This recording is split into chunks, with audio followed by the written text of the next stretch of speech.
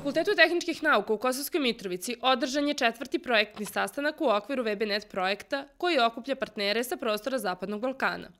Projekat je usmjeren na jačanje saradnje između univerziteta i privrede kroz razvoj studentskih praksi i podsticanje zapošljivosti mladih. U okviru sastanaka organizovan je i poseban trening namenjen implementaciji studentskih praksi sa ciljem unapređenja saradnje sa kompanijama i pružanje dodatne podrške studentima u sticanju praktičnih veština.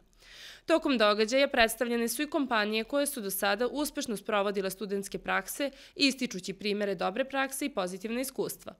Sastanak je bio prilika za razmenu ideja, planiranje daljih aktivnosti i jačanje regionalne saradnje u oblasti obrazovanja i tržišta rada.